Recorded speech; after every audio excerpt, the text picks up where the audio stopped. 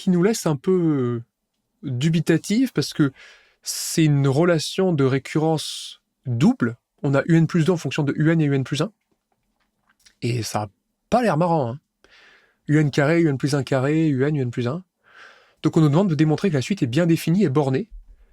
Donc essayer de... Pareil, on se demande toujours comment on commence. Quoi. On a ça en colle, on a ça en oral, de questions sans préparation à l'ESCP. Et on attend de nous de l'initiative. Quoi. Alors qu'est-ce qu'on pourrait essayer de faire en fait dans ce genre de circonstances?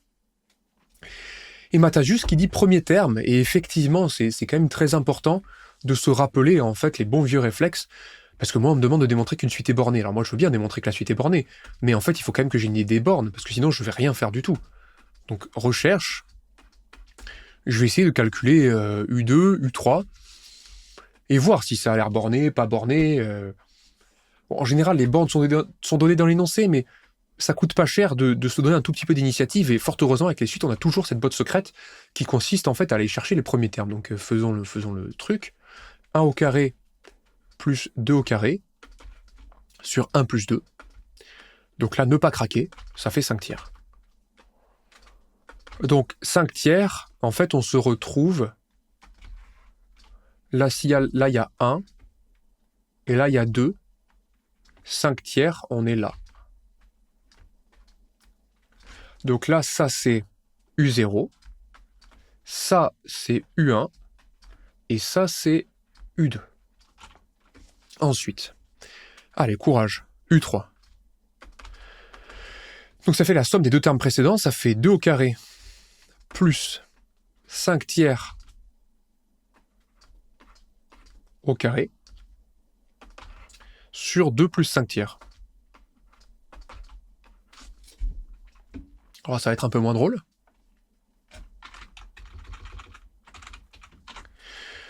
Donc on peut faire ça comme ça. Donc ici ça fait 25 neuvièmes, ici 4, donc 4 fois 9, 36. On va laisser tranquillement 36 plus 25 sur 9.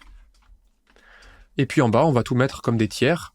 Ici ça fait 6, 5, 15, 11. 11 tiers. Et puis on y va, alors 36 plus 25, 61. C'est pas beau cette affaire-là. 61 neuvième. Fois 3 onzièmes. Et donc du coup on se retrouve avec un fameux 61 sur 33, magnifique. Oh que c'est beau. 61 sur 33, 61 sur 33, 66 sur 33, ça fait 2. En fait on frôle le haut là. On est vachement haut. On est là. Oh là là là là là là. Personne n'a craqué, c'est moi qui ai craqué là. Oh c'est terrible. Terrible comportement. Donc ok, donc en fait on fait U0, U1, U2, U3. Donc en fait déjà on sent qu'on est compris entre 1 et 2, et puis bon, ça fait 1, 2, 5 tiers, 61 33e, on peut imaginer que ça va faire un espèce de truc comme ça, là, vous savez, le coup de l'escargot, là, le boum boum boum boum boum, des trrr, et ça finit par se stabiliser quelque part par là, quoi. On peut conjecturer que si limite il y a, elle est à peu près par là. Donc maintenant reprenons sur des choses importantes. Ce qu'on a vu, de toute façon, c'est que tous les termes sont compris entre 0 et 2, et ce qu'on aurait pu conjecturer, c'est que le comportement là, U0, U1, U2, U3, etc., c'est exactement ce qui se passe. Donc là, on va y aller gaiement, on va faire une petite récurrence, et on va tout démontrer d'un coup. On va démontrer que UN est bien défini, que le terme UN est bien défini, et qu'il est compris entre 1 et 2. Hein. Donc je vais reprendre ça, et je vais commencer à rédiger tranquillement la solution. Je vais dire... on raisonne par récurrence.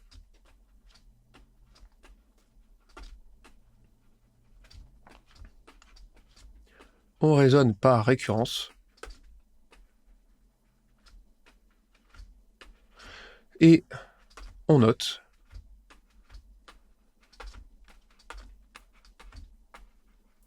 je vais noter pour tout n dans n, je vais noter Pn qui est, alors peut-être un peu plus de place. On va avoir une difficulté, hein, mais Pn est égal à UN est bien défini.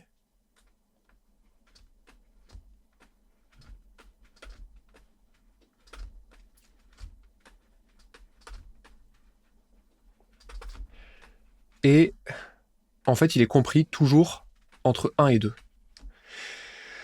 Et donc en fait, l'idée, ce serait de se dire que, étant donné que dans l'hérédité, je vais traiter sur UN plus 2, ce qu'il me faudrait, c'est que dans mon hypothèse de récurrence, il faudrait que j'ai des infos non seulement sur UN plus 1, c'est-à-dire le rang précédent, mais aussi sur UN. Et en fait, ce qu'on peut faire, de manière à éviter la récurrence double, en fait, c'est doubler cette information, de dire que UN plus 1 est bien défini, et qu'on a aussi le même encadrement sur UN plus 1. Ça va vraiment nous aider en fait dans l'hérédité et ça nous permet de faire une récurrence simple. Donc pour les gens qui ont vu la récurrence double, je me dis mais qu'est-ce qu'il fait ce Luberlu? Pourquoi il est en train de faire une récurrence simple comme ça? On peut tout simplement faire une récurrence double. Bah, la vérité c'est qu'en fait la récurrence double je l'ai pas tellement dans mon programme, mais je m'en accommode tout à fait. Il suffit de fourrer dans l'hypothèse ce qu'on va utiliser comme hypothèse de récurrence. On fourre non seulement l'information au rang n, mais aussi celle au rang n plus 1. Donc là on va dire que déjà on a U0 et U1 qui sont... On a P0 qui est vérifié. Je vais dire que, tout d'abord,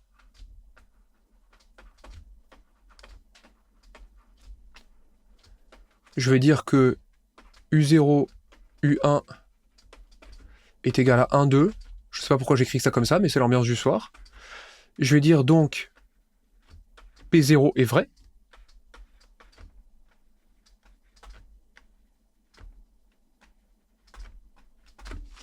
Voilà. Et attention, P0, c'est deux choses. C'est U0 est bien défini et il est compris entre 1 et 2, et U1 est bien défini et il est compris entre 1 et 2. Donc en fait, P0 coûte plus cher que d'habitude. Donc pour les gens qui n'ont jamais vu ce genre de phénomène-là, ben effectivement, alors que ce soit récurrence double ou que ce soit P0 de cette manière-là, l'initialisation, elle coûte plus cher. Et maintenant, on va faire l'hérédité. Donc allons-y. Je vais dire, ça change pas, hein, soit n dans n tel que P de n est vrai.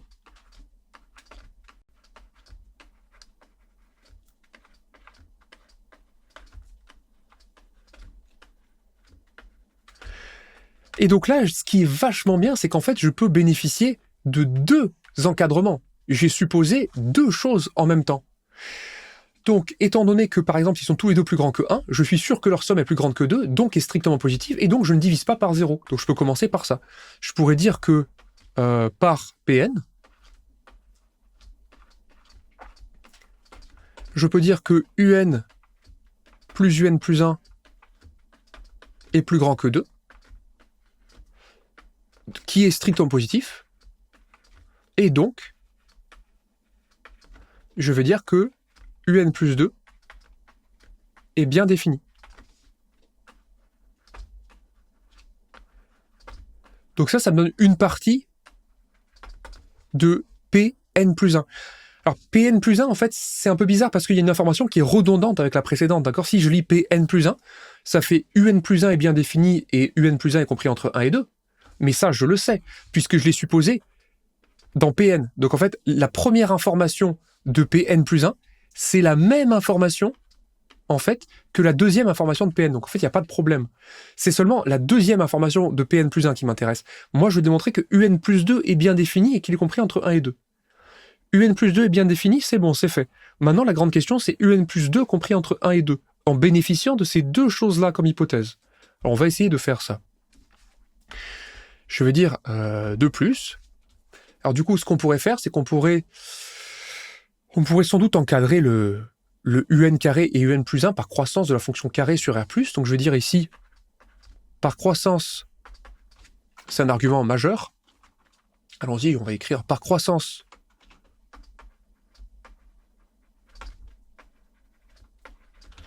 de la fonction qui a t associe t carré sur R+, je vais dire que on va pouvoir encadrer le numérateur. Donc je vais dire UN plus 2. Et je vais dire que... Alors du coup, encadrons. Je vais encadrer le dénominateur. Ça, c'est pas la croissance de... Ça, c'est pas du tout la croissance, c'est juste une somme d'encadrement. Et je vais dire que pour les carrés, bah, du coup, ils sont compris entre 1 Alors j'espère qu'on va pouvoir faire comme ça, et si on peut pas faire comme ça, je ferai quelque chose de plus fin. Mais a priori, je vais dire que c'est plus petit que... Ça, c'est plus petit que 4, donc c'est plus petit que 8. Et donc, si je regarde le quotient, UN plus 2, qui s'écrit comme UN carré plus UN plus 1 carré sur UN plus UN plus 1, comment on peut l'encadrer, ça? Ah, pardon, Vince.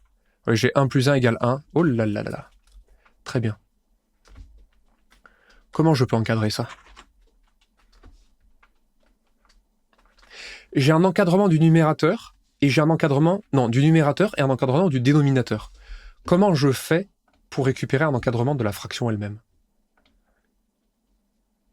Ça, c'est important, en fait. De pouvoir encadrer une fraction, c'est important. Il y a des gens qui vont s'embrouiller là-dessus, mais c'est une fraction avec des termes positifs. Au plus, ça vaut combien? Et au moins, ça vaut combien? Et c'est une triste histoire. Je vous le dis, c'est très triste.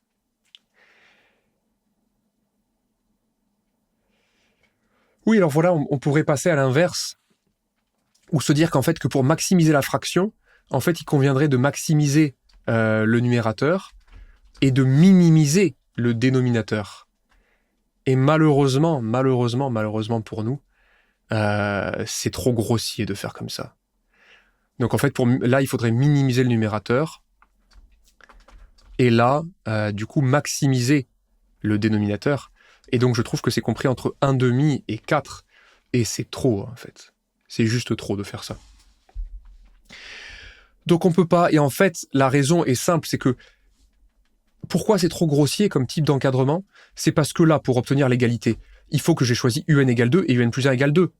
Mais du coup, c'est impossible qu'on soit ici. Parce que pour obtenir le pire des cas, par exemple ici, il faudrait que UN égale 1 et que UN plus 1 égale 1. Donc en fait, c'est trop grossier parce que j'ai pas tenu compte du fait que j'ai dû choisir UN et UN plus 1 de manière très particulière pour taper le bord droit de cette inégalité. Et du coup, je ne peux pas taper le bord gauche en même temps. Donc ça, c'est trop grossier comme manière de faire. Mais je vais le laisser au tableau. Là, je vais juste dire que ça, c'est trop grossier. Il faut qu'on arrive à majorer d'une autre manière. Trop grossier.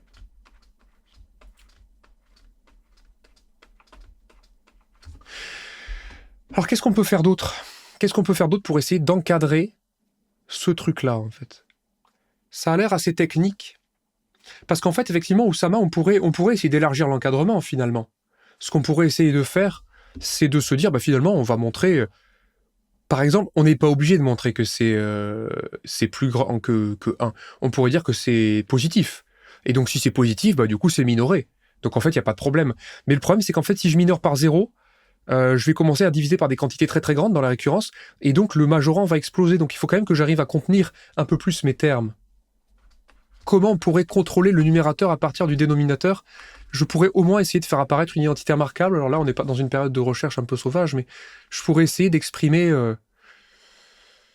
par exemple, je sais pas moi, UN carré plus UN plus 1 carré. Peut-être que je pourrais essayer de dire que c'est UN plus UN plus 1, le tout au carré, moins 2 UN plus 1. Je sais pas si ce genre de choses-là, ce genre de sport fonctionne, mais du moins je peux toujours essayer, quoi. Me demander si ça va fonctionner comme ça. UN plus 1.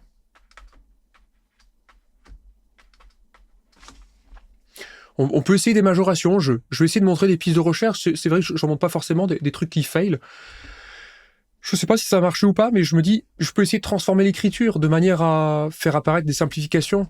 Donc là, là c'est plutôt cool. Du coup, ça donne UN plus 1, et ceux-là, je peux les encadrer de manière assez fine. Et après, je vais avoir un moins 2 UN plus 1 sur UN plus 1. Alors, faudrait savoir où ça vit, ce truc-là, mais on pourrait tenter le coup. Ce truc-là, j'ai dit que c'était compris entre 1 et 2. Donc ce truc-là, c'est compris entre 2 et 4. Et ensuite, il faut que j'arrive à maîtriser cette chose-là. Donc là, on pourrait y aller petit à petit. On pourrait dire que 2 UN plus 1. Alors c'est peut-être là que c'est assez grossier, mais bon, j'ai quand même le tenter. Je pourrais dire que ça, c'est toujours plus petit que 8. Et c'est toujours plus grand que 2. Et donc... Et là, ça m'arrange pas des masses. Hein. Ça m'arrange pas des masses parce que, regardez, du coup, je vais diviser par un truc qui est compris entre 1 et 2. Et donc, ça veut dire que si je fais ça, si je divise par quelque chose qui est compris entre 1 et 2, là encore, j'ai pas forcément le droit de m'arranger avec le sens des inégalités. En fait, au pire, j'ai divisé par 1, donc en fait, ça reste plus petit que 8. Et ici, au mieux, pour faire le truc le plus petit possible, il faudrait que j'ai divisé par 2, et donc du coup, ça ferait 1. Et je suis pas sûr que j'obtienne une très très belle majoration de cette manière-là. Et qu'en fait, on va pas aboutir à un bon majorant. Je vais quand même pousser jusqu'au bout, donc avant de m'avouer vaincu, je veux dire que moins 8, de toute façon, ça va être beaucoup trop large. De toute façon, moins 8 plus petit que moins 1, mais laissez tomber, si j'additionne là, je vais avoir du moins 6 d'un côté et je vais avoir du 3 de l'autre. Donc en fait, j'ai un encadrement qui est encore plus large que le précédent. Donc là, c'est trop grossier, c'est même encore pire en fait. Encore pire. Encore. Oups. Encore pire. Parce que moi, j'ai cette idée de faire apparaître une identité remarquable, mais ça n'a pas l'air de faire fonctionner. Et après, j'aimerais bien majorer par un produit. Vous savez, il y a cette fameuse inégalité que j'aimerais bien faire fonctionner. C'est valeur absolue de xy, qui est toujours plus petit que 1/2 de x carré plus y carré. Ça, c'est souvent super pratique. Alors, peut-être qu'on peut essayer de l'utiliser, en fait. Peut-être qu'on peut essayer de l'utiliser déjà pour démontrer un côté, peut-être le côté minoration.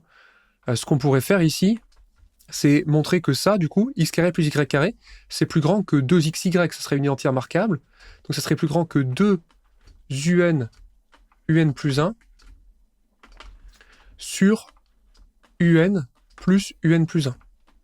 Si vous voulez vous convaincre de la véracité de cette égalité, vous avez juste à faire la différence entre les deux termes et reconnaître au numérateur une identité remarquable. Et donc ça, je pourrais dire que c'est plus grand que, donc au maximum, au numérateur, enfin, qu'est-ce que je peux avoir au minimum? Mais je peux avoir 2. Et là, au pire, au dénominateur, malheureusement, j'aurai 2 plus 2, ça fait 4. Et je trouve encore que c'est plus grand que 1/2. Ah, c'est triste. C'est triste parce que toutes mes majorations sont trop larges et en fait, je vois très bien pourquoi. C'est qu'encore une fois, le cas où le dénominateur est tout petit, c'est quand j'ai pris un et un plus 1 les plus petits possibles, mais ça ne peut pas se passer simultanément avec le dénominateur. Il faudrait que mon expression fasse apparaître des simplifications et en l'occurrence, elle n'en fait pas apparaître, du moins pas comme ça. Alors, je pourrais continuer à chercher un tout petit peu. Je pourrais essayer de me dire que ça... Je peux dire que c'est l'inverse de un plus 1 sur 2 un plus 1. Et donc là, je peux faire apparaître des simplifications. Je peux du coup dire que c'est l'inverse de 1 sur 2 un plus 1 plus 1 sur 2 un. Et là, j'ai des simplifications et j'espère que cette fois, on va arriver à faire nos majorations. Donc, allons-y. Testons. Donc, 2 un, c'est compris entre 1 et 4. Donc ici, 1 sur 2 un, pardon. Vu que un est compris entre 1 et 2, 2 un est compris entre 1 et 4. Et donc, on a cet encadrement-là. Et en fait, on a exactement le même encadrement pour 1 sur 2 un plus 1.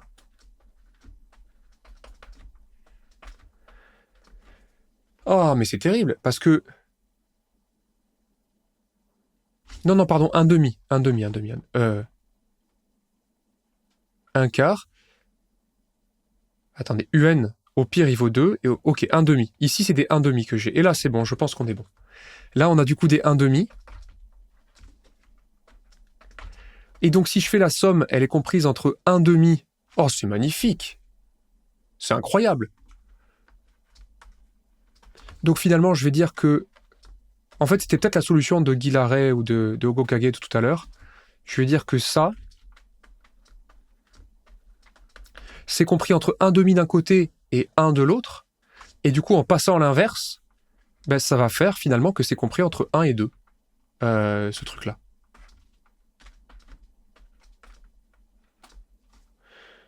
Et du coup, ça marche, ouais. Salut Médéric. Bon, je vous avoue que c'est un peu... J'aurais dû chercher cet exercice un peu avant, parce que je m'attendais pas à une telle technicité.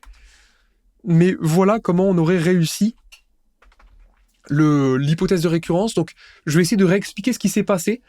Peut-être que les échecs valent le coup d'être analysés en tant que tels. Et je vais essayer d'expliquer le pourquoi du comment je me suis ramené à ce genre de truc-là. C'est vraiment du live, j'ai vraiment pas cherché cet exercice-là. J'ai juste retiré toutes les questions intermédiaires de l'exercice pour vous le présenter. Et j'aurais peut-être dû chercher, donc... Je vais reprendre tranquillement de ce qu'on a cherché à faire pour montrer que c'est borné. Non, Guy Larrey, je pense que j'ai tout d'un coup, là. Et je vais y reprendre. Donc, on est en train de raisonner par récurrence. C'est une récurrence un peu particulière parce que le programme ne prévoit pas de récurrence double. Donc, je me suis dit que j'allais fourrer à l'intérieur de PN 2 informations parce que pour l'hérédité, j'aurais besoin de 2 infos. Une sur UN et une sur UN plus 1. Je m'aperçois que l'initialisation coûte un peu plus cher parce que du coup, j'ai 2 informations à vérifier, mais coup de bol pour moi, elles sont vérifiées les 2. Maintenant, je me lance tranquillement dans l'hérédité. Et là, je me dis, bon, ok, je fais la somme de 2 termes positifs au dénominateur, strictement, donc il n'y a pas de problème, UN plus 2 bien défini. Maintenant, mes hypothèses, PN, ça consiste à dire que UN est compris entre 1 et 2 et que UN plus 1 est compris entre 1 et 2. Et je me dis, comment je peux faire pour encadrer ça? Parce que c'est vraiment la seule chose qui me reste à faire. Le problème, c'est que quand j'ai un quotient de 2 termes positifs, je peux avoir un encadrement du numérateur, je peux avoir un encadrement du dénominateur, mais je vais majorer par le numérateur max et le dénominateur minimal. Et donc ici, ça me fait un majorant qui est égal à 4. C'est pas ce que je veux dans mon hérédité. Et là, pareil, pour minorer une fraction de 2 termes positifs, je prends le plus petit numérateur et le plus gros dénominateur. C'est comme ça que je dois majorer. Et là, je trouve du coup que ça, c'est égal à 1,5. Donc, c'est pas faux. C'est trop grossier. Et je peux expliquer pourquoi. Pourquoi? Moi, je sais très bien que ça va pas jusqu'à 4. On l'a fait tout à l'heure en Python avec ma programmation du démon. Ça va pas jusqu'à 4 parce que ce qui se passe, c'est que le numérateur ne peut pas être extrêmement grand, c'est-à-dire proche de 8, en même temps que le dénominateur peut être extrêmement petit. C'est pas possible. Parce qu'en fait, pour que le numérateur soit grand, il faut que UN et N plus 1 soient très grands. Mais pour que le dénominateur soit petit, il faut que UN et N plus 1 soient petits. Donc je sens que dans ma manière de faire, de considérer que le numérateur est complètement indépendant du dénominateur, c'est pas malin, parce qu'ils sont pas indépendants. Il y a une influence de l'un sur l'autre. Quand celui-là est très grand, celui-là ne peut pas être très petit. Donc ça fonctionne pas. Donc je me dis, il faut trouver une autre écriture pour ce bazar-là. J'ai essayé de faire apparaître une identité remarquable, un peu comme ça. Mais là, il n'y a pas de problème, parce que là, j'arrive très bien à encadrer d'une manière tout à fait fidèle. C'est un vrai encadrement, le cas d'égalité peut se produire. Mais le problème, c'est qu'il se passe exactement la même chose ici. C'est-à-dire que je vais devoir encadrer ce truc-là, et j'arrive pas à le faire d'une manière assez fine. Alors peut-être qu'à ce moment-là, j'aurais pu tout de suite passer à l'inverse. Et je pense que je peux d'ailleurs. Mais justement, je suis en fait... Ah oui, Guy Larrey, t'as raison. Oui, on n'a pas la majoration. En fait, ce que j'ai fait, c'est que j'ai transformé cette écriture-là. J'ai dit que c'était plus grand que 2xy par identité remarquable, de manière à me ramener à quelque chose que je peux encadrer et que je pense pouvoir encadrer d'une manière très précise. Donc là, effectivement, j'ai ce terme-là qui est plus grand qu'un terme qui est compris entre 2 et 1. Et donc, on a au moins le côté plus grand que 1. Donc là, finalement, ce truc-là plus grand que 1, check, modulo la rédaction. Mais je pense qu'en fait, le plus dur est fait. Et en fait, la clé, c'est cette transformation d'écriture qui permet de découpler moralement UN et UN plus 1. Ça m'a permis vraiment de me ramener avec du UN plus 1 tout seul, du UN tout seul. Et donc, le coup de l'influence de l'un sur l'autre, ça y est, ça s'est complètement barré. Et donc, je pense que là, du coup, ce terme-là, on a montré qu'il était compris. Ce terme-là, il est compris entre 1 et 2. On a montré ça. Est-ce que ça suffirait pas, en fait? Dans mes rêves, ça suffit. Parce que du coup, ce truc-là, avec l'opposé, il serait compris entre -2 et moins 1. Et quand je fais la somme, c'est plus petit que 3. Ouais, c'est pas joli, parce que ça marche toujours pas. Et donc, en fait, ça sera bon, quoi. Donc, en fait, il faut juste que j'arrive à encadrer ça, peut-être un peu plus finement qu'entre 1 et 2. Et en fait, nous, on l'a sous cette forme-là. Donc, en fait, on peut faire sans doute mieux que ça, du coup. Alors, faisons ça. Essayons de combiner les informations. J'aimerais bien terminer par quelque chose qui marche, quand même. Ça me ferait plaisir. Donc, allons-y. On va essayer d'encadrer ça. Donc là, je vais juste mettre au tableau les informations importantes. Infos importantes.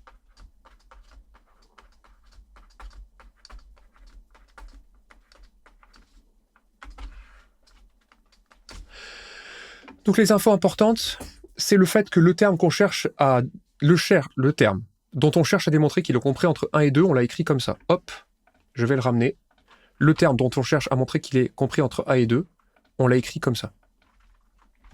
Voilà. Donc le but de ça, c'est démontrer que ça, c'est compris entre 1 et 2. Hop, je le prends là. C'est pas beau ça, hop. But entre 1 et 2. Tac.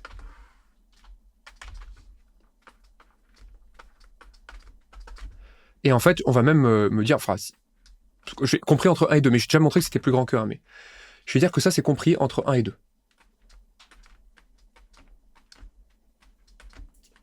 Ouais, Guillarès, c'est bon, je l'ai. J'essaie juste de replacer le contexte. Donc on a un peu une petite magouille, on a fait apparaître en fait une identité remarquable et on s'est ramené à ça. Et on se dit, ça, je vais chercher à l'encadrer. Et je l'ai encadré entre 1 et 2, mais en fait, je peux faire un peu plus fin parce que ce terme-là, j'ai montré qu'il était égal à ça. Et donc certes, il est compris entre 1 et 2, mais c'est pas très fin. En fait, on va pouvoir l'encadrer mieux que ça. Donc entre 1 et 2, check, mais on va faire mieux. En fait, ce qu'on peut faire, c'est que on peut dire que ce 2 un plus 1 sur un plus un plus 1. Du coup, je peux dire que c'est 1 sur 2 un plus 1 sur 2 un plus 1. Et en fait, je pourrais dire que c'est toujours compris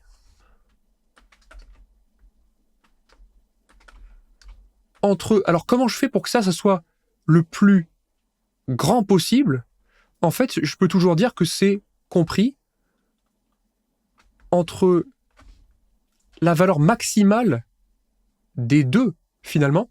Donc, je pourrais dire que c'est compris sur 1 sur 2 grand Mn.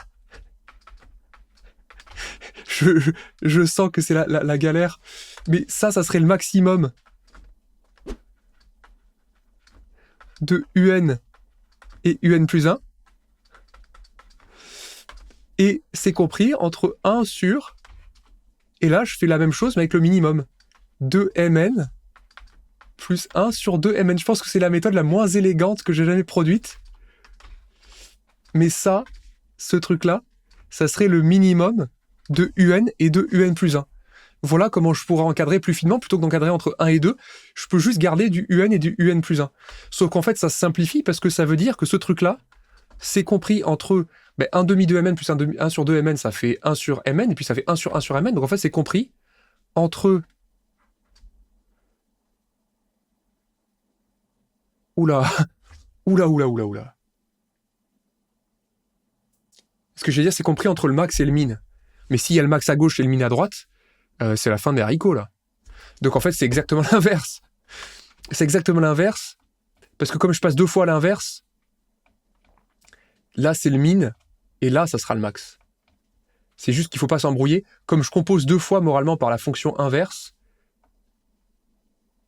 ça renverse 2 fois le sens des inégalités, et donc c'est bien le min que j'ai à gauche et le max que j'ai à droite. Ah, ça y est, hein, je sais que j'ai perdu tout le monde, mais on va arriver à la solution. Donc, il y a limite à rester pour le bouquet final. Vous avez passé le plus dur, là. Il faut pas vous être infligé ça pour rien. Là, autant profiter. Et ça serait le max des deux.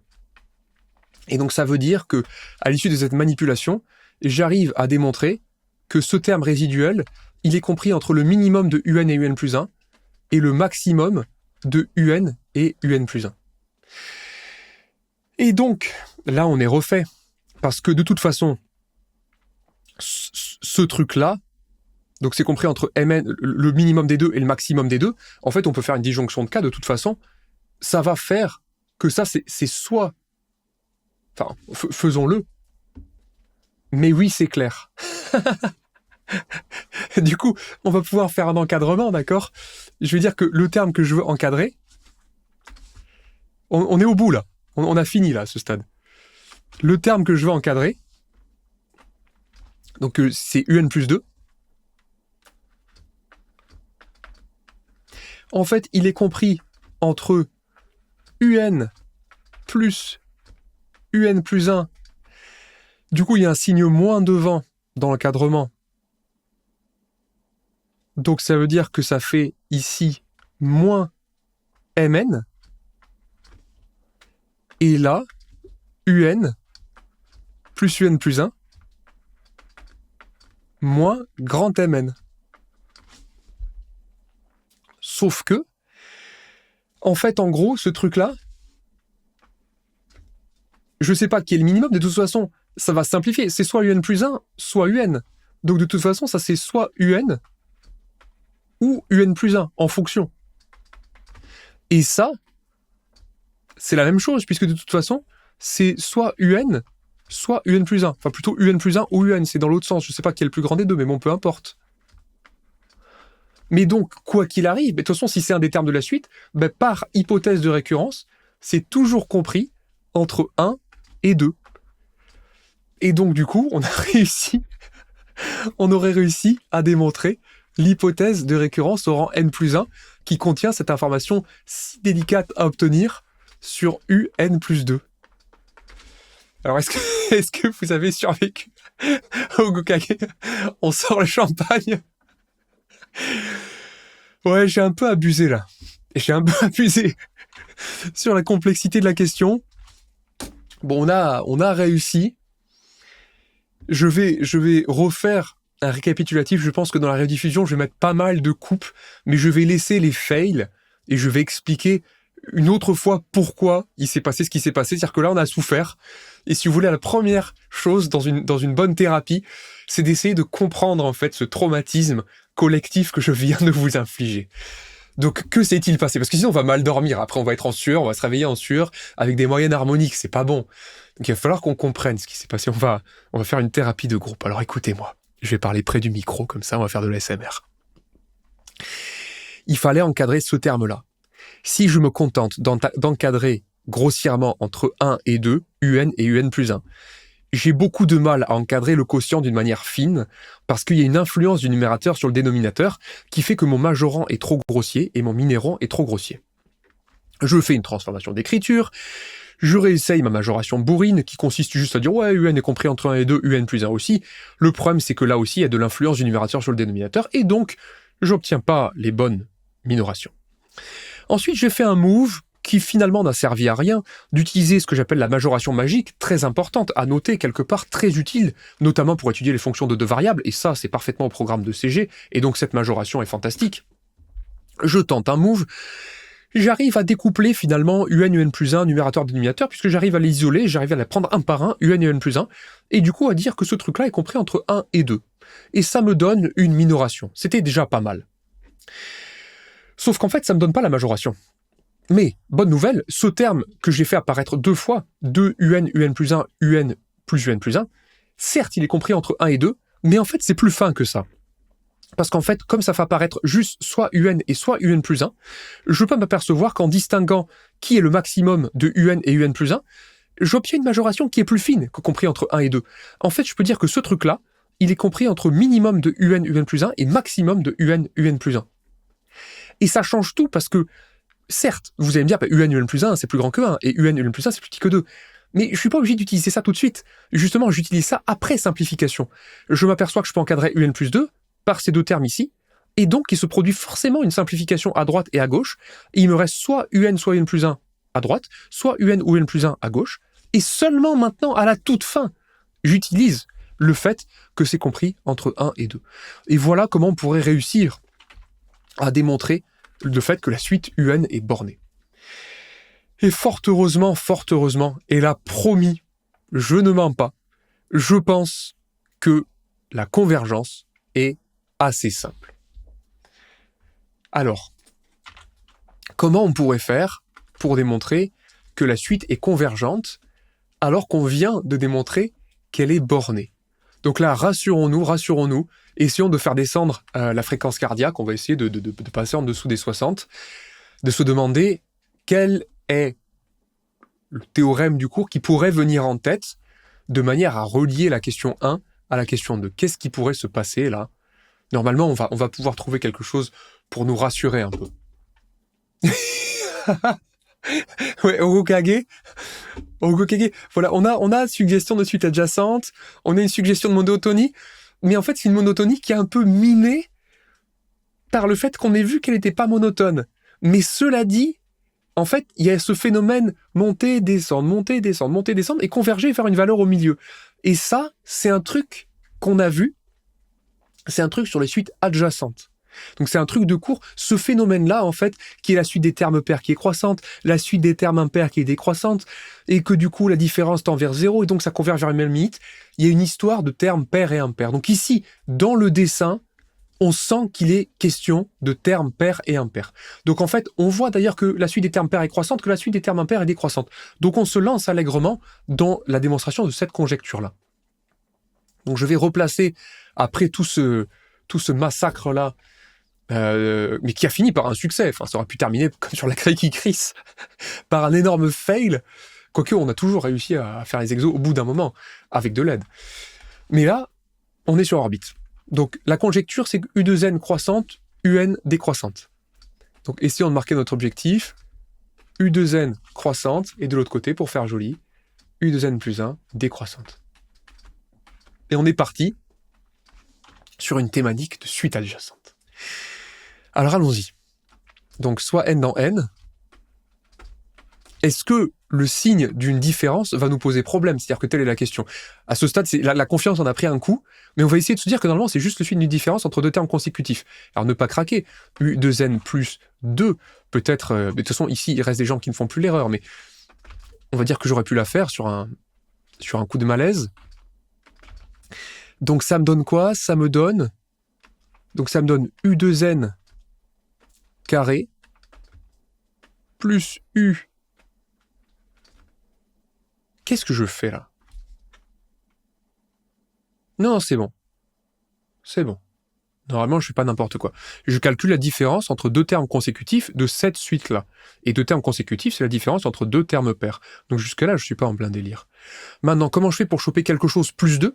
En fait, c'est le terme 2 d'avant et le terme 1 d'avant. Donc ici, il y a un plus 1 carré. Et ici, du coup, ça fait U2n plus U2n plus 1. Et là, moins U2n.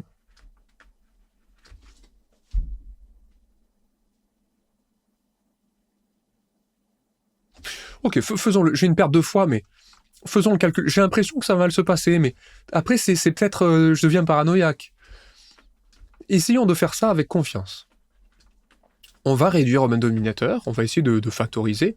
Donc je développe, ça fait moins U2n carré, moins... Et c'est ce terme qui me plaît pas là. U2n plus 1, je l'aime pas lui. Mais bon, c'est pas, ça se trouve, j'ai peur de rien. J'ai peur de quelque chose. J'ai peur d'un fantôme. U2n plus U2n plus 1. J'observe une simplification. Ça calme aussi. C'est comme malaxer une... vous savez, ces trucs-là là, pour se déstresser. Simplification, ça déstresse. Et ensuite, on peut factoriser.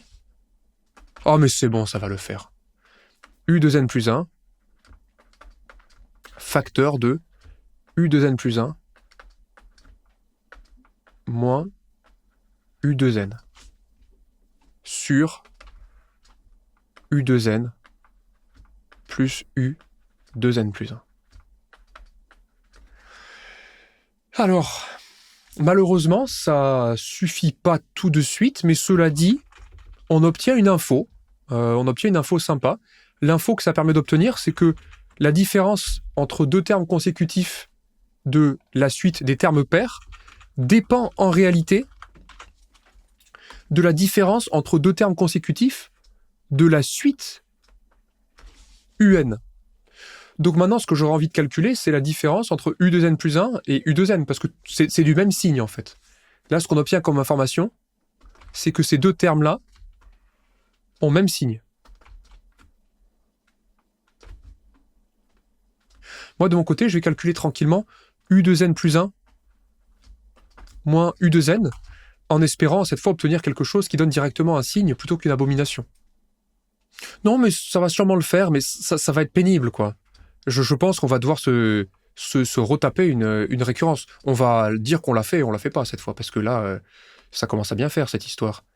U2N carré, U2N moins 1, plus U2N, moins U2N.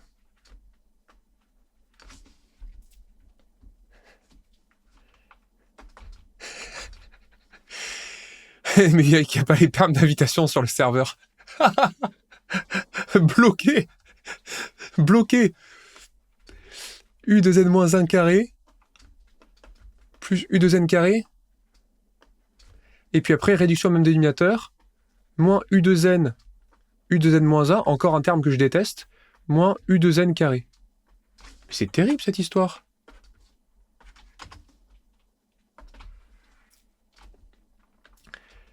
U2N moins 1 plus U2N. Et donc on se retrouve avec du U2N moins 1 facteur de U2N moins 1 moins U2N. Ah mais c'est bon, ça y est, c'est terminé. Est-ce qu'il y a des gens qui n'ont pas été complètement assommés par mon laïus là? Parce que là on est bon les gens, là c'est la joie absolue là. On est sur orbite. Et je vais poster le lien du serveur Discord pendant ce temps-là. Là, j'avoue que ça, je dis que ça permet d'avoir le signe. En fait, le signe entre U2N plus 1 et U2N, je vois que c'est le même signe qu'il y a... Enfin, c'est le signe qu'il y a entre U2N moins 1 et U2N. En fait, si vous voulez, ça, c'est moins U2N moins U2N moins 1. Donc ça veut dire qu'en fait, U2N plus 1 moins U2N, c'est du signe opposé de la différence U2N moins U2N moins 1. Mais on pourrait imaginer, en fait, qu'on refait la manip encore une fois, et en fait, on pourrait dire que c'est quelque chose qui est du signe. Ça serait du signe, du coup, encore un cran avant, de U2N moins 1 moins U 2N moins 2, en fait. Du coup, il y aurait une espèce d'alternance de signes. Mais vous voyez qu'en fait, quand je calcule la différence entre deux termes consécutifs, disons, je sais pas, imaginez c'est U7 moins U6, c'est du même signe que U5 moins U4. Et donc, on peut imaginer dans un raisonnement par récurrence, que je ne ferai pas ici, on pourrait essayer de démontrer, du coup, que c'est du signe, finalement, ça serait du signe de, du coup, U1 moins U0. Et U1 moins U0, c'est positif. Et donc, on serait bon, parce que du coup, pardon, excusez-moi, du coup, U2N plus 1 moins U2N, c'est du signe de U1 moins U0 dans une espèce de récurrence descendante 2 par 2. On arriverait à démontrer que c'est du signe de U1 moins U0. Sauf que ce truc-là, si c'est positif, ça veut dire que la différence entre deux termes consécutifs là est positive, et donc que la suite des termes pairs est croissante. Donc c'était encore une immondice, hein. Bah dis donc, c'est pas marrant cette histoire. Et donc de la même manière, on pourrait démontrer que la suite est décroissante. En fait, je pense que on se ramènerait exactement de la même manière à la différence entre deux termes consécutifs, et puis on arriverait à montrer qu'en fait, de toute façon, la différence entre deux termes consécutifs, UN plus 1 moins UN, ça change sans arrêt de signe. En fait, c'est ce qu'on voyait sur le dessin. On le voyait que la différence entre deux termes consécutifs changeait sans arrêt de signe, mais du coup, l'important, c'est que quand j'applique deux fois l'idée, ben, en fait, ça revient dans le bon sens. Ça serait ça un peu... En fait, on démontrait que U2N plus 2 moins U2N plus 1, ça serait du signe de U2 moins U1, ce qui serait cette fois négatif. Donc ce serait ça l'idée. Mais bon, là on est au bout. On a une suite croissante, on a une suite décroissante, et donc vous allez me dire, il reste plus qu'à démontrer. Alors qu'est-ce qu'il reste plus qu'à démontrer là, normalement? Parce que vous allez rire, hein. Enfin, ou pas, mais c'est quand même très drôle. Qu'est-ce qu'il reste à faire une fois qu'on a montré que la suite des termes pairs est croissante et la suite des termes impairs est décroissante? Alors voilà, Groomplouf, ouais, c'est ça. Il faudrait montrer que la limite de la différence tend vers 0. Mais vous allez rire, c'est pas évident en fait, hein. Parce que pour démontrer que ça tend vers 0, bon courage, on n'a quasiment aucune info. Alors, cela dit, on peut peut-être repartir sur autre chose. En fait, on est à 2 doigts de la solution. J'ai plus de crédibilité, mais je l'attends quand même. Promis, on est à 2 doigts de la solution. Je pense que je vois comment il faut faire, et je pense qu'il faut pas démontrer que la limite de la différence tend vers 0. Parce qu'en fait, on peut pas. Mais cela dit, il y avait 2 mots qui résonnent encore dans ma tête. Avant même qu'on parle de suite adjacente, il y avait une autre perspective qu'on n'a pas exploitée, et je pense que ça va marcher. Donc on parle de monotonie, on parle de convergence, et donc on pense au théorème de la limite monotone en fait. Là, pour terminer, je me dirais que la suite des termes impairs, elle est décroissante et minorée, donc elle converge. On pourrait appeler sa limite L, prime. Et qu'en fait, cette suite-là, de l'autre, elle est croissante et majorée, et donc, d'après le théorème de la limite monotone, elle convergerait aussi vers une autre limite, a priori, qui serait L. Théorème central limite. Oh là là là là là là. N plus l'infini, ça tendrait vers une limite L. Et donc, on pourrait faire un coup, on pourrait tenter un peu le coup du point fixe, ce genre de truc. Genre là, j'ai passé la limite partout. Alors, Oussama, exactement, quelle est la question? La question, c'est de démontrer que la suite, elle converge. Il faut démontrer que la suite UN converge. Nous, on a démontré que la suite des termes pairs était croissante, que la suite des termes impairs était décroissante. Mais en fait, la suite des termes pairs est monotone, croissante et majorée, donc en fait, elle converge vers L d'après le théorème de la limite monotone. La suite des termes impairs est décroissante et minorée, donc converge vers une autre limite L' d'après le théorème de la limite monotone. Et pourquoi L serait égale à L'? Je reconnais un schéma du type récurrence, donc je passe à la limite quand n tend plus l'infini dans la fraction. J'obtiens. Alors attention, j'obtiens. Alors qu'est-ce que ça donne là? Ici, ça donne 0. Si je passe à la limite, ici, brutalement, on va le faire à la russe. Je vais pas rédiger, je vais le faire ici. Donc ici, j'obtiens, quand n tend vers plus l'infini, j'obtiens 0. Et de ce côté-là, par opération sur les limites, j'obtiens du coup L', facteur de L' moins L, divisé par L plus L'. Et donc, ouais, je me suis lancé dans Rap God au Gokage, mais version maths. Tu vois, ça rend pas terrible, quoi. Et donc, du coup, là, en fait, on a vraiment fini, hein, parce que une fraction est nulle, ça veut dire que le numérateur est nul, sauf qu'en fait, on a des termes de la suite qui sont tous compris entre 1 et 2, donc ça veut dire que L' est compris entre 1 et 2, donc il est non nul, et donc ça veut dire que L' moins L égale 0, donc ça veut dire que la suite U2N et U2N plus 1 ont même limite. Et donc, comment on conclut à ce stade? C'est pas les suites adjacentes, en fait. Elle a un nom, cette propriété. Si un de mes élèves qui est encore là, ce dont je doute fortement... Ah ben si. Oh putain, Lilian qui est là, qui est prêt pour l'interro surprise de demain. Oh, c'est beau. Oui, propriété de recouvrement. Effectivement. En fait, c'est pas tellement l'unicité de la limite, parce que l'unicité de la limite, c'est de dire que si j'ai une suite UN qui converge vers deux limites en même temps, alors c'est la même. Là, c'est plutôt qu'en fait, si à partir d'un certain rang, tous les termes pairs sont à epsilon près de L, et qu'à partir d'un autre certain rang, tous les termes impairs sont proches à epsilon de L', alors de toute façon, il existe un rang à partir duquel ils sont tous proches de L'.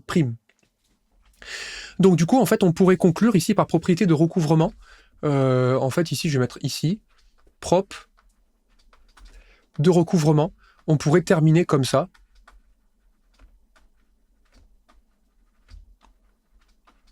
Et donc voilà comment se termine cet exercice. Donc c'était pas, ouais, j'ai pas osé dire debout sur la table.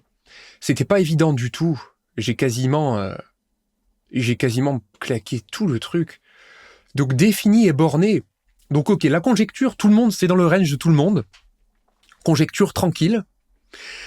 Ce petit truc là que j'ai montré, récurrence double, Ça devrait pas arriver beaucoup, en tout cas en maths appliquée, parce que c'est pas au programme, mais cela dit, c'était juste pour montrer que si dans l'hérédité, on éprouve le besoin d'utiliser 2 encadrements, sur UN et UN+1, on peut toujours bourrer la propriété au rang n de manière à pouvoir l'utiliser. C'est juste que les choses vont coûter un peu plus cher à faire. Et pour les gens qui savent faire, récurrence double, pas de problème. Ensuite, il s'est passé le fait de majorer et minorer cet immondice, le problème étant que numérateur et dénominateur ont une influence l'un sur l'autre. Et ça a donné beaucoup d'échecs successifs, non pas de choses fausses, mais de choses qui sont trop grossières pour conclure. Ce qui a été la clé de la réussite, c'est ce terme que j'ai encadré en violet, dont je peux non seulement démontrer qu'il est compris entre 1 et 2, mais en fait dont je peux démontrer qu'il est compris entre le minimum et le maximum de UN et UN+1. Et si on fait ça tranquillement dans les règles de l'art, on arrive finalement à démontrer la propriété au rang N+1. Donc c'était très, très, très pénible. Ensuite, on se dit, bon, il est question de convergence. J'aimerais bien utiliser le théorème de la limite monotone. Dans 90% des exercices, c'est ça qui se passe. Sauf qu'on a vu dans la conjecture que la suite n'était pas monotone. Donc on se dit peut-être que la suite des termes pairs et impairs le sont en tout cas, et on peut retomber sur nos pieds avec le théorème sur une suite adjacente. Le problème, c'est que la différence entre 2 termes consécutifs de la suite des termes pairs dépend de la différence entre 2 termes consécutifs de la suite elle-même. Et que celle-là, j'ai du mal à la choper, mais j'arrive quand même à voir que en fait, U2n+1 moins U2n est du signe opposé de U2n-1, opposé de U2n moins U2n-1, et je pourrais descendre comme ça petit à petit, de 2 en 2, jusqu'à dire que c'est du signe de U1 moins U0, bêtement, puisque je descends de 2 en 2, etc. Et donc j'arrive à démontrer que la suite des termes pairs est croissante. Et sur le même modèle, je pourrais démontrer que la suite des termes impairs est décroissante. Et là, on est au bout, on est à la fin, mais pas par le théorème des suites adjacentes. En fait, je peux dire que la suite des termes pairs est croissante et majorée, donc converge. La suite décroissante et minorée, donc converge vers 2 limites a priori différentes. Mais cela dit, quand j'ai une expression de récurrence, rien de tel que de passer à la limite quand n tend vers plus l'infini pour obtenir une info sur la limite. Et mon info ici, en prenant la limite de chaque côté, par opération sur les limites, je ne parle pas de continuité, je dis que c'est par opération sur la limite, j'obtiens que ici, du coup, cette différence-là, elle tend vers L-L, c'est-à-dire vers 0. Et ici, ce quotient-là tend vers quelque chose d'autre. Donc, du coup, je dis que le numérateur vaut 0, sauf que L' est compris entre 1 et 2, donc c'est forcément ça qui vaut 0, et donc L égale L'. Et je termine par la proposition de recouvrement. Donc, c'est vrai qu'il y a beaucoup de technicité, mais ce que j'essaye de me dire, en tout cas pour me rassurer, notamment pour mes élèves, c'est vraiment que je m'accroche aux méthodes que j'ai vues fonctionner. Et quand ça marche pas, je commence à essayer d'avoir dans mon range, petit à petit, de quoi me retourner, de quoi prendre de l'initiative. Là, pour la récurrence, c'était une technicité. Pour la majoration, je pense que c'est vraiment... Il faudrait des questions intermédiaires. Et c'est un conseil que je prodigue d'ailleurs dans mes travaux, dont celui qui est juste ici, là-haut. Quand vous avez un exercice compliqué, vous devriez essayer d'en produire une version avec des questions intermédiaires, justement, de dire, ok, la majoration est compliquée, mais peut-être que on peut demander de démontrer que cette expression-là est égale à celle-là dans un premier temps. Comme question intermédiaire, c'est raisonnable. Et ensuite, on pourrait démontrer que cette expression-là, elle est comprise entre minimum et maximum. Peut-être en distinguant 2 cas. Ce serait peut-être assez accessible de faire quelque chose comme ça. Et ensuite, là, on a revu encore fonctionner pour étudier, je fais la différence entre 2 termes consécutifs, sauf que, malheureusement, c'est pas un truc que je peux factoriser et étudier le signe directement, donc j'ai une deuxième étude de signe à faire, écoutez, je la fais. Et puis, il faudrait peut-être faire une récurrence proprement pour essayer de démontrer que c'est du signe de U1 moins U0. Alors oui, vous devez vous dire, c'était difficile, j'aurais pas fait tout seul, mais c'est pas grave parce que c'est même pas le but. Le but, c'est d'avoir vu du paysage et d'avoir vu un peu ce que c'est un exercice de suite quand ça se passe mal. Et quand on reviendra par contraste à un exercice plus simple, mais je pense que vous allez vous dire, ça va. Finalement, ça va. Comparé à ce qui s'est passé lundi soir, ça va. C'est aussi le principe qu'on retrouve dans le sport. De temps en temps, vous avez des entraînements qui sont extrêmement difficiles, mais finalement, quand vous êtes en course, ça va en fait. C'est même plus facile que l'entraînement que vous êtes infligé. C'est un peu la même chose.